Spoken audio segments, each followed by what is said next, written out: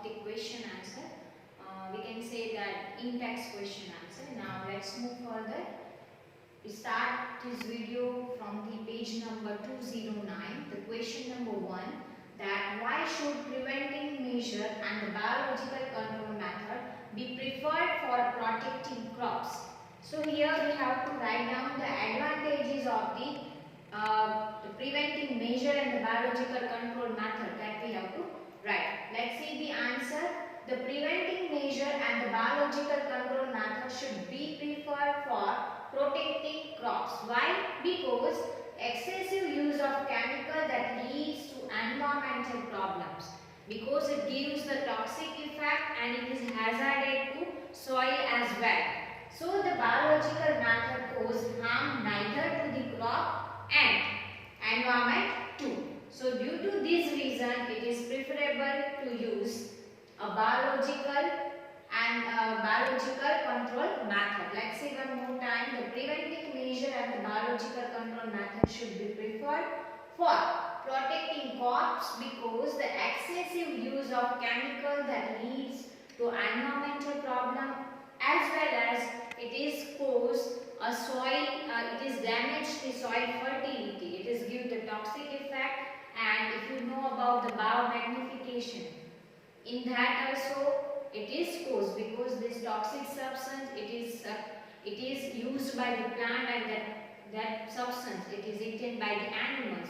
Like that it is passed from food chain from one state to another state. So according to that biomagnification, it is reached to the human being as well. So it is cause the harmful effect. So the answer is the preventing measure and the biological control methods should be preferred for the protecting crops because excessive use of chemicals leads to environmental problems. Biological method cause harm neither to the crops nor to the environment. Due to this reason, it is preferable to use biological method for the protecting crops. Let's see one more time this question. Why should preventing measures and biological control methods be preferred for the protecting crops? Then the answer is the preventing measure and the biological control method should be preferred for the protecting crops because the excessive use of chemical that leads to environmental problem as well as the biological issue also arise due to the using chemicals. And why we are preferring a biological method? Because the biological methods cause harm neither to the crops as well as to the environment too. So due to this reason, it is preferable to use biological method for the protecting crops. Let's move further. Question number 2. What factors may be responsible for the losses of grain during the storage? Here we have to write down the factors which is affecting on during the storage purpose. What kind of factors that affect when we are storing of the grain, and due to this kind of factors we get you can say the loss of the grain is occur. So that factors we have to write down as we studied in the explanation part. There are mainly 2 factors which affect on the loss of grain during the storage. One that is a biological factor and the another one that is non-biological factor. So let's see the answer. The factors causing loss of grain during the storage, the first one that is of biotic factors and the second one that is of abiotic factors. Biotic factors means a factor which is in living condition, living beings. Losses of the grain is occur due to the living substance, or you can say the living organism, then it comes under to a biotic factor. And the abiotic factor means it is non-living things. If any non-living things is affect on the losses of grain, then it comes under to a abiotic factors. So the factor causing loss of grain during the storage, there is 2 types, biotic factors and abiotic factors. Biotic factors means those who are living. So in that the insect, rodents, fungi and the bacteria. These are able to do the loss because they get the nutrition from the grain. and ultimately it causes the losses of the grain. So the biotic factor in that insect, rodents, fungi and the bacteria etc. Whereas in abiotic factor all the parameters of the atmosphere like moisture content and the atmosphere, you can say the temperature, this both the factor is also affect on the abiotic factor, because if the moisture is there then it is give chance to arise of microorganism and then it is ultimately cause the losses of the grain. So in abiotic factor the moisture content and the temperature is both factor are affecting on the losses of the grain, biotic and the abiotic factor. Biotic factor in that insect, rodents, fungi and the bacteria, whereas in abiotic factor the moisture content and the temperature. Let's see one more time. The question is, what factors may be responsible for the losses of the grain during the storage?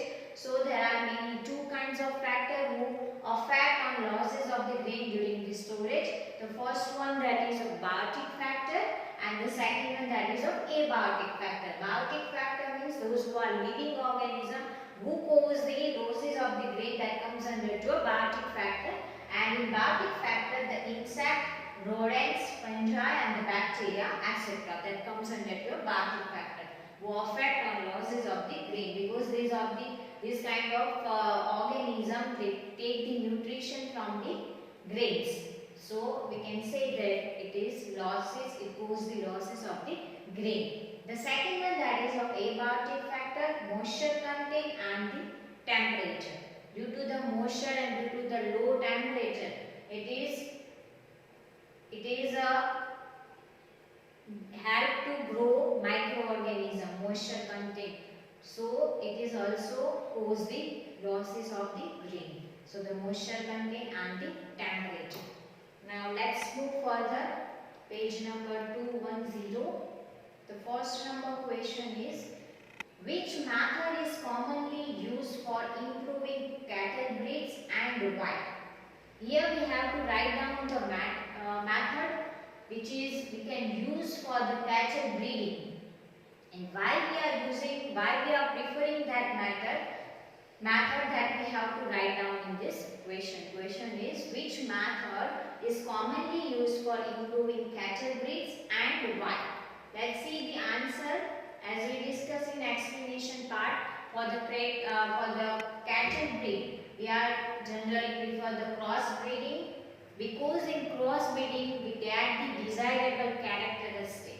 So the cross breeding is the commonly used for the improving cattle breeds, because the cross breeding between the two goods variety of cattle will be produce a new improvement variety. For example, the cross between the foreign breed such as a Jersey Brown and the Swiss, and the Indian breed such as a Red Sindhi, then the Sahiwal, that produce a new variety and that having a quality of the both the cattle.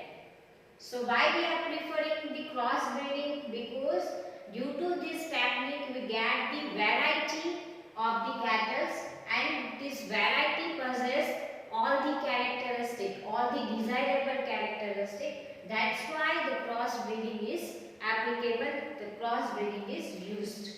The question is, which method is commonly used for the improving cattle breeds and why?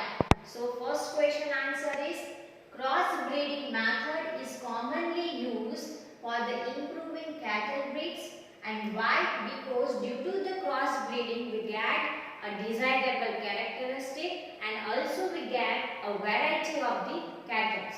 Due to that reason it is most commonly used for the cattle breeding. Let's see one more time answer. The answer is cross breeding. Cross breeding is a commonly used for the improving cattle breeds. Cross breeding between the two good variety of cattle. So due to the breeding between these two variety, by which we get the new improved variety. This variety possesses the both the characteristic. For example, the cross between the foreign breed such as a Jersey Brown, Swiss and Indian breeds, such as the Red Sindhi, Sahiwal, that produce a new variety having the quality of both the breed. The foreign breed as well, and means a foreign variety and the Indian variety, both the character we get in the new one, means after the breeding we get the new variety. So due to this reason, the cross breeding preferable. Let's see the next page number 211. The first question, discuss the implication of the following statement. It is interesting to note that poultry is India's most efficient converter of a low fiber foodstuff, means which is the unfit for the human consumption, into highly nutritious animal protein food. Here we have to justify this statement. The question is that it is interesting to note that the poultry is India's most efficient converter of the low fiber foodstuff, means which is the unfit for the human consumption, into a highly nutritious animal protein food. Let's discuss about the answer. The poultry in the India is the most efficient converter of a low fiber foodstuff into the highly nutritious animal protein food. In poultry farming, the domestic fowls are raised to produce eggs and chicken, both egg and chicken. For this, the fowls and given animals feeds in the form of roughage, and which is mainly consist of the fiber. Thus, by the feeding animal a fiber-rich diet, the poultry gives a highly nutritious food in the form of egg and chicken. Let's see one more time. The poultry, as we know that the poultry in the India is the most efficient converter of a low fiber foodstuff into highly nutritious animal protein food. So in poultry farming, the domestic fowls are raised to produce egg as well as chicken. So for this, the fowls and given animal feed in the form of fiber-rich diet, and thus by feeding the animal a fiber-rich diet, the poultry gives a highly nutritious food in the form of egg and chicken. Let's move further. What management practices are commonly in dairy and poultry farming? What management practices are common in dairy and poultry farming? Here we have to write down about the management practice for the poultry farming, dairy and poultry farming. Let's see the answer. The common management practice in dairy and the poultry farming are: the first one, that the proper shelter facility and the regular cleaning, it is required. The first one, that the proper shelter where these animals is live, domestic animal who produce the milk, so they are living, so there must be a proper shelter facility and their regular cleaning must be there. The second one, that some basic hygiene condition such as clean water, nutritious food, etc. that must require. The next one, that the animals are kept in spacious, airy and ventilated place. The last one, that the prevention and the cure of disease of the right time is ensured. So these are the basic management practice for the common in dairy and poultry farming. The first one, that some basic hygiene condition is must require, like a clean water, then nutritious food, etc. Another thing, that where this kind of living beings are live, that shelter should be facilitated with the ventilation, proper aeration should be there, and that shelter also regularly need to be cleaned. Other thing, that as I told you that the animal are kept in spacious area and ventilated place. The last one is also important. The prevention and the cure of disease of the right time is also ensured. Let's see one more time. The question is that what management practice are common in dairy and the poultry farming? Then the answer is the common management practice in dairy and the poultry farming are the first one, that proper shelter facility and the regular cleaning. The second one, that some basic hygiene conditions such as the clean water, nutritious food, etc. The third one, that the animal are kept in spacious, airy and ventilated place. And the last one, that the prevention and the cure of disease of the right time is ensured. Let's move further. Second number question. What are the difference between broiler and layers and in their management? Here we have to write down the difference between broilers and layers, and also we have to mention their management. How can we manage them? Question is, what are the difference between broilers and layers and in their management? Here we have to write down about the difference between broilers and layers. Let's see the answer. As we know the definition of layers and broilers. So the layers are the meat for the egg production. Layers, they are mostly used for the egg production. The layers are meant for egg production, whereas the broiler are meant for the poultry meat. So the nutritional environment and the housing condition required by the broilers are different from those required for the layers, because here both the purpose is different. Layers are used for the egg production, whereas the broiler is used for the meat purpose. So in both the case we require different management.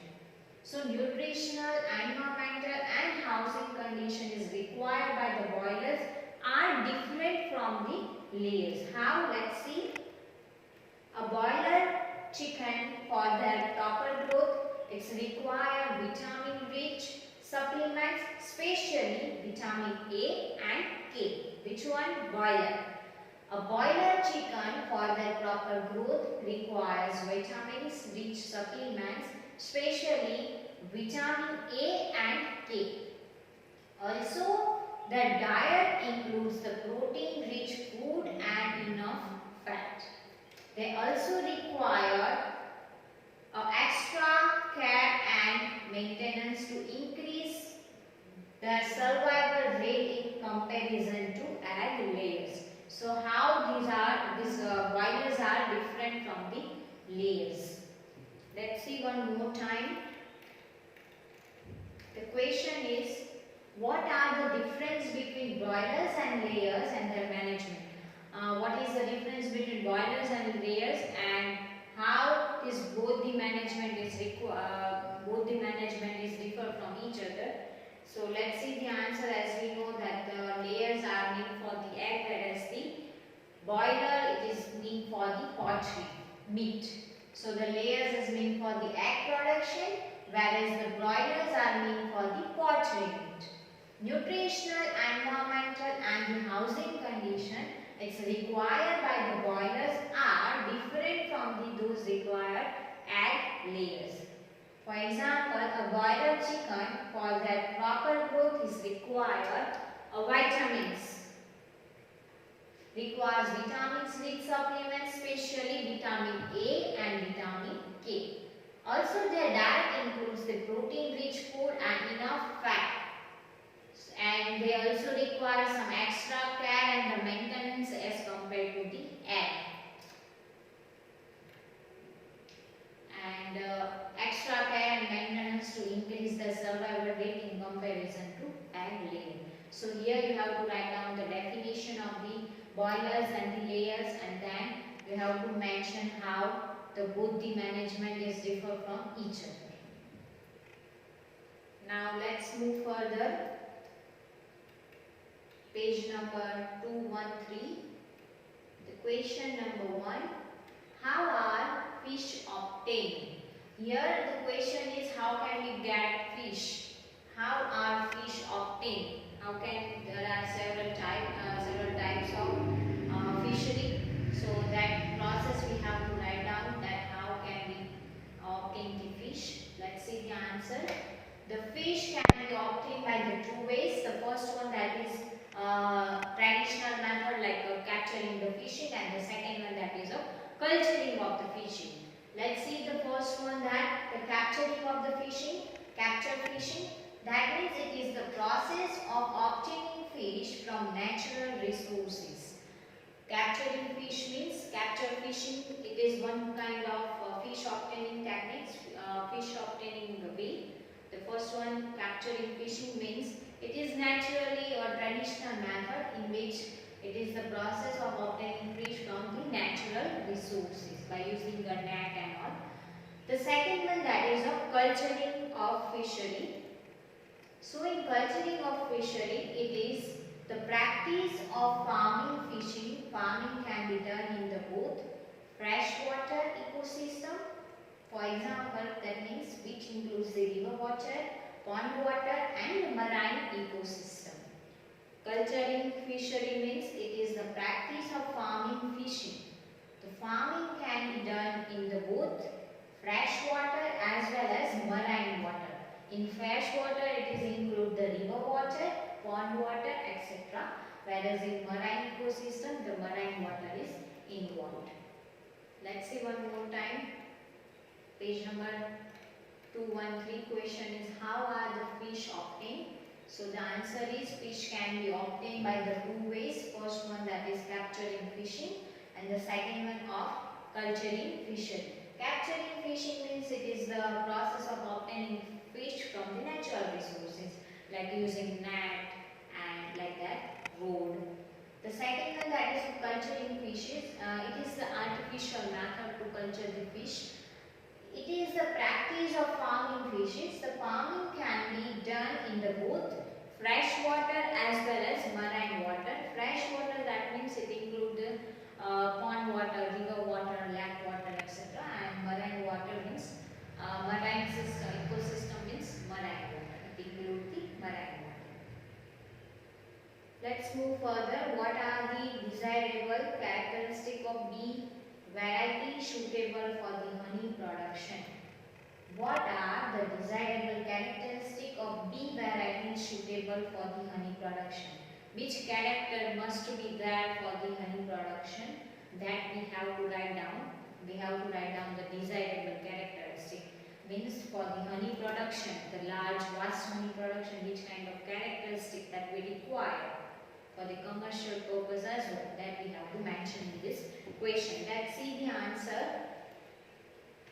The bee varieties having the following desirable characteristics are suitable for the honey production.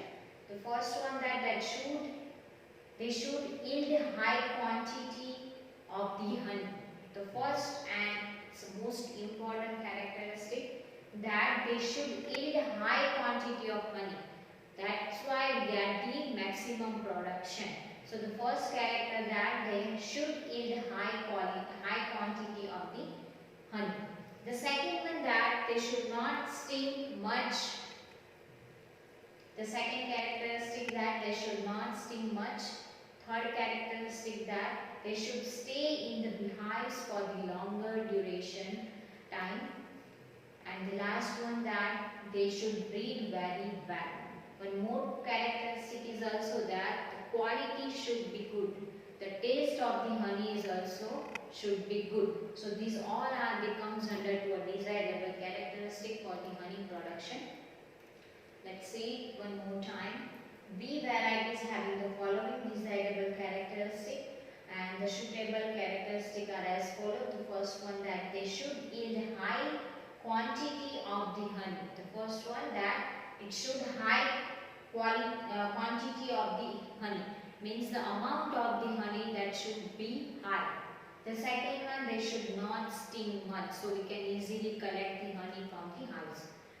The next one, that they should stay in the beehives for the longer period of the time, so we can collect the honey from the one place only.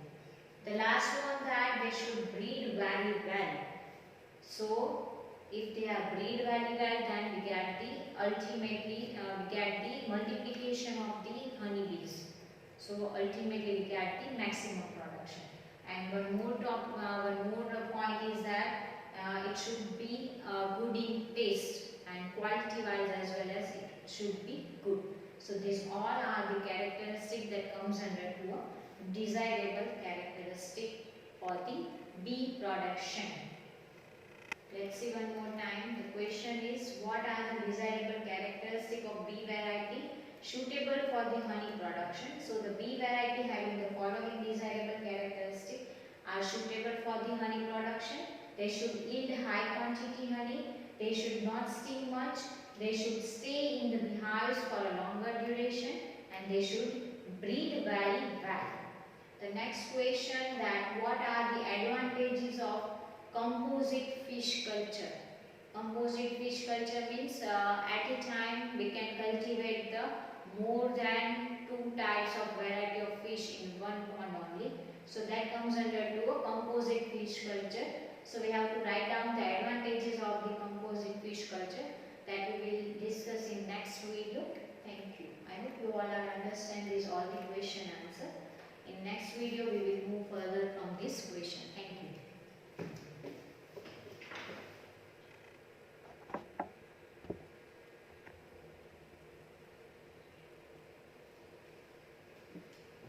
We have 4 minutes more, so let's discuss this question as well. The question is that what are the advantages of composite fish culture? Here we have to write down the importance and the advantages of the composite fish culture. Before writing this question, we must know about the what is the composite fish culture. Composite fish culture means at a time in a one pond or lake we can cultivate more than 2 varieties of fish in a same pond only. So that concept comes under to a composite fish culture. So here we have to write down which kind of advantages that we get from the composite fish culture that we have to mention over here. Let's see the answer. The advantages of composite fish culture are, the first one, that fish can be grown into crop field, especially paddy. The fish can be grown in crop fields, especially paddy. The second one, that is intensive fish farming is possible because of plenty of water is available during the crop season. The second advantages of composite fish farming is the intensive fish farming. Means by the intents only we can get the desirable fish culture. So the intensive fish farming is possible because the plenty of water is available during the crop season. The next one, that in this system both local as well as the imported fish, those who have a high market value. So by this method, in this system both local and imported fish species can be cultivated in a one pond only. So these all are the advantages of composite fish culture. Let's see one more time. What are the advantages of composite fish culture? So the answer is, the advantages of composite fish culture are, the fish can be grown in the crop fields, especially paddy. The second one, that the intensive fish farming is possible. Intensive means according to our desirable characteristic we can get a fish, means we can do the farming of fish. So the intensive fish farming is possible because a plenty of water is available during the crop season.